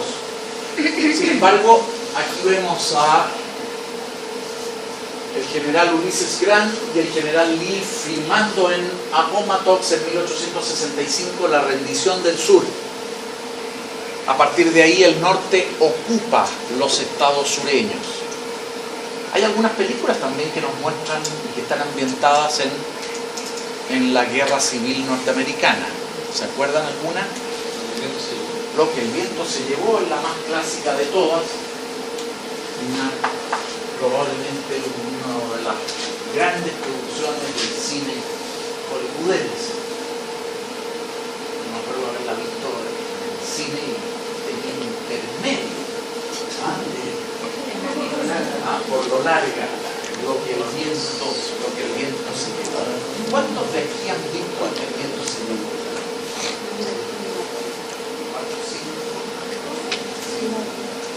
Es un clásico del cine, se lo recomiendo, y en donde está ambientada precisamente, es una joven del sur, aristocrática, que ve cómo evidentemente finalmente su estilo de vida se derrumba fruto de la guerra civil. Está representado también el incendio de la ciudad de Atlanta y también el dominio por parte de aventureros norteños de los estados del sur. Consecuencias de la guerra de secesión. A partir de la victoria del norte, los Estados Unidos pasan a ser una realidad indiscutible. Es decir, si hasta ese momento algunos todavía pensaban de que la Unión se podía romper fruto de la Confederación después de la guerra, por lo que implica también la idea de Estados Unidos, pasa a ser un asunto indiscutible tanto en el norte como en el sur. Los Estados Unidos, lejos de debilitarse después de la guerra civil, de una tremenda guerra civil de varios años y que deja un número tremendo de muertos y de destrucción, sin embargo va a demostrar una tremenda capacidad de reconstrucción, y las décadas siguientes, yo diría los 50 años siguientes, van a demostrar que los Estados Unidos van a convertirse en la primera potencia industrial del mundo y en el país más rico del mundo. Más aún, los Estados Unidos salen de la guerra civil como una potencia militar. El desarrollo de las armas, la experiencia en los campos de batalla, hacen de los Estados Unidos un poder militar incontrarrestable, y lo van a demostrar luego en 1898 y luego en las dos guerras mundiales. El sur ocupado va a ser ocupado por el norte, yo diría durante 10 a 20 años, dependiendo de los estados, y finalmente la obstrucción de los estados del sur que también evitaban la conquista del oeste, porque no querían que se conquistaran los estados del oeste porque se podían ir para el norte, ¿se acuerdan? Es decir, porque terminaban siendo estados abolicionistas. Ahora en cambio se abre el oeste, y fruto de la derrota muchos sureños se van sencillamente al oeste en busca de reconstruir sus vidas. lo que favorece también la colonización del oeste que estaba pendiente. Y de nuevo vamos al arte. Bierstadt, un pintor romántico que había nacido en Alemania, pero que sus padres se habían trasladado a Estados Unidos, se va a convertir a mediados del siglo XIX en los Estados Unidos en el primer pintor del oeste norteamericano. Y nos deja estos retratos inmensos y coloridos, hollywoodenses, por lo fantásticos, con una, yo diría, con una naturaleza extraordinaria, donde nos muestra aquí la marcha hacia el oeste, que se inicia, podríamos decir, después de la Guerra de Secesión. Siempre hubo, pero después de la Guerra de Secesión, ya como decimos, solucionamos nuestros problemas, ahora nos vamos a conquistar el Far West, el lejano oeste, esa mitad de los Estados Unidos que aparecía en blanco en los mapas de 1860. Y caravanas de pioneros y emigrantes que comienzan a presionar hacia el oeste, en un proceso también muy notable de distribución de tierras. Los distintos estados de Estados Unidos van a generar políticas de adquisición de tierras que van a estimular la llegada de migrantes y de pioneros. En otras palabras, europeos se podían endeudar prácticamente sin uno, podían llegar a los Estados Unidos y finalmente cumplir el sueño de tener una granja y saber que después de 6 o 7 años esa granja iba a ser suya, después de trabajarla y de pagar las deudas. Políticas de establecimiento, de apropiación, en otras palabras, de fomentar la propiedad privada, van a ser también de los Estados Unidos una nación próspera, de innovación y en donde nadie espera nada del Estado, sino que ellos mismos son capaces de organizarse y de construir sus escuelas, de construir sus bibliotecas, generar sus periódicos o sus trenes. Y eso habla de un emprendimiento verdaderamente notable, que va a hacer también en los Estados Unidos grandes fortunas. Y esos grandes empresarios, que van a ser también inescrupulosos, los grandes varones, terminan siendo también protagonistas de la historia de los Estados Unidos de esta segunda mitad del siglo XIX y de comienzos del siglo XX. Estoy refiriendo a los Carnegie, a los Rockefeller, a los Ford y a otros tantos. De ellos, por lo que van a suponer ese emprendimiento, podríamos decir, industrial. Y esto también es interesante. El desarrollo industrial de los Estados Unidos no supone solo un rubro, solo un sector. Paralelamente a esa innovación industrial de máquinas, ya dijimos máquinas sobre todo agrícolas, las grandes planicies se abren para la agricultura y la mano de obra siempre ha sido cara en los Estados Unidos, salvo en los estados esclavistas, que ya desaparecieron. Por lo tanto, vamos a ver a los granjeros ellos mismos labrar su tierra. Primero con un par de bueyes o con un par de mulas, y después con un tractor, y después con una máquina, que esas inmensas máquinas que vemos hoy en los campos, cosechadoras, que van cosechando y que por otro lado sacan el fardo ya hecho, son todas norteamericanas. En esa época todavía no sacaban el fardo hecho, pero ya sacaban la mata de espiga y probablemente dividían el fruto de la maleza, por así decirlo. Las grandes industrias de maquinaria agrícola son norteamericanas. John Deere, Alice Chalmers, Caterpillar, que es de movimiento de tierra, no solo agrícola, sino también... Es americana. ¿Ah? Me parece que es americana. ¿Ah? Bueno, y un sinnúmero de otras. La industria va a tener precisamente a los Estados Unidos como innovadores precisamente en las máquinas, y esto es muy importante porque la economía no se desarrolla solo en la industria, no solo en la industria naviera, no solo en la industria de armas, no solo en la industria de todo tipo de manufacturas, sino que la agricultura de los Estados Unidos va a ser también un factor tremendo de desarrollo, sin lo cual tampoco no se entiende a los Estados Unidos. Porque uno no es solo Pittsburgh, Detroit o Nueva York, sino también los cientos de miles de pequeños pueblos agrícolas y vinculados precisamente con la agricultura que desarrollan a los Estados Unidos, los Springfield, por así decirlo. Hay como 15 Springfield en los Estados Unidos. Este pintor, Bierstadt, nos muestra la realidad de los colonos y va a pintar el oeste norteamericano. Y por otro lado también comienza a pintar a los indígenas de las grandes praderas. Fíjense en los paisajes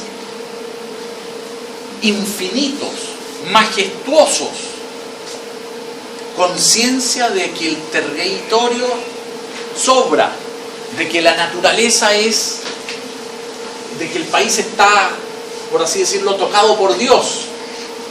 Los personajes pequeños, la naturaleza sublime, imponente, indomable. Pero curiosamente Bierstadt pinta dos mundos paralelos. El de los pioneros blancos y el de los indígenas. Como si fueran dos mundos distintos que nunca se encuentran.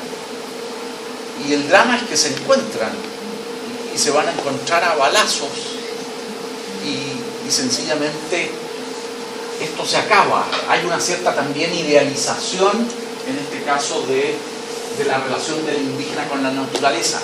La va a ver y muy estrecha. Pero si piensan de que los indígenas son particularmente ecologistas, es relativo. Ocupaban un territorio y hasta que quedaba ese terreno liquidado, y de ahí se iban a otro terreno igual, no se entiende, había terreno de sobra, así que no había ningún problema. Y después de 10 años volvían a ese mismo terreno y ya estaba todo impecable de nuevo, es decir, no había en este caso una especial preocupación. El caballo pasa a ser también decisivo en las praderas norteamericanas. ¿Cómo llega el caballo? Con los españoles. Y los caballos se escapaban o se perdían y van a encontrar en las praderas norteamericanas el clima y la geografía ideal, pastos permanentes y un clima ideal para que surgieran piños de caballos salvajes, los Mustang, los Bronco y posteriormente los Alabanusa. Incluso los cowboys norteamericanos van a ser una raza también especial de caballos, los cuartos de milla, que es el típico caballo del cowboy, muy flexible, parece de rienda, pero alto y rápido para las praderas. Bueno, los caballos van a ser incorporados por estas tribus de las grandes praderas durante el siglo XVIII y XIX y los van a hacer parte de su propia cultura. Y los norteamericanos y los colonos se van a sorprender de la capacidad de los jinetes indios que hacen sencillamente lo que quieren arriba del caballo. caballos también de muy buena calidad por las tierras del lugar. Bierstadt, él mismo nos muestra esta pintura que no fue permitida que llevara o no ganó el premio en la Feria de París de 1889, y que nos muestra, es una pintura romántica, nos muestra de nuevo el paisaje infinito, que no termina nunca, y en este caso el indígena que se despide del búfalo, unos cuantos ciervos, unos poquitos búfalos con sencillamente restos de búfalo. La experiencia en este caso de prácticamente el exterminio de los búfalos. Esos bisontes o búfalos americanos, animales no sé de cuántos kilos, pero de casi 1 tonelada, inmensos, que galopaban en las praderas del oeste norteamericano por miles, van a prácticamente desaparecer. Y buena parte de esas tribus de las praderas estaban íntimamente conectados con el búfalo, porque el búfalo era parte de su alimento, de su vestimenta, los cartílagos eran parte de sus ondas, los huesos de sus decoraciones y de todo. Es decir, en el fondo vivían en torno al búfalo. Búfalos que habían por millones y que ahora con el caballo los indígenas cazaban con notable habilidad. Pareciera